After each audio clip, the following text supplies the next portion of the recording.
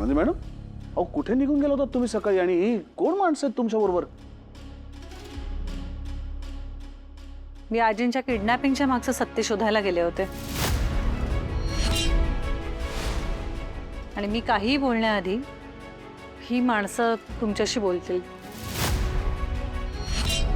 दादा प्लीज, तुम्ही जे काही मला सांगितलंय ते समर राजवाडेंनाही सांगा. अरे हे काय काय चाललंय सगळं? राजवाडे साहेब, तुमच्या भावाने आमच्या शेटकडून पैसे घेतले होते रेसवर लावण्यासाठी.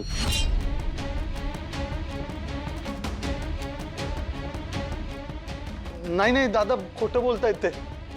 थांब, तुम्ही बोला पुढे. आणि हा किती पैसे देणं लागतो आता? कालच त्यांनी हिसाब क्लिअर करून टाकलाय. म्हणजे त्यांनी पैसे दिले तुम्हाला? हेच सांगण्यासाठी आम्हाला मॅडमने इथं बोलवलं होतं. आता आमचं काम झालंय, निघतो आम्ही. Thank you, thank you so much. तू रेसवर पैसे लावलेस अंशुमन? अरे जुगार आहे तो. दादा सॉरी, चुकलं माझं. मी परत नाही करणार असं. अरे दरवेळेस तू असे उद्योग का करतोस? आता आपल्या घरामध्ये आजी आजारी आहे आणि आता मला फक्त तिच्या तब्येतीवरती फोकस करायचा आहे. पण एकदा आजीला बरी होऊ दे, मग आपण बोलूया यावर. हा, म्हणजे आम्ही सगळ्यांनी कष्ट करून पैसे कमवायचे आणि ते तू जुगारावरती उडवायचेस.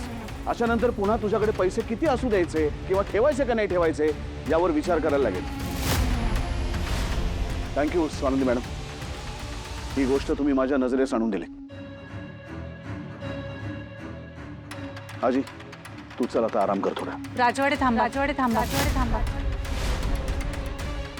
माझं बोलून झालेलं नाही आहे. मी तुम्हाला म्हणाले ना, आजींच्या किडनॅपिंगच्या मागचं सत्य शोधायला गेले होते मी. आणि अंशुमन रेसवर पैसे लावतोय किंवा पैसे हरलाय हा त्या सत्याचा अर्धाच भाग होता.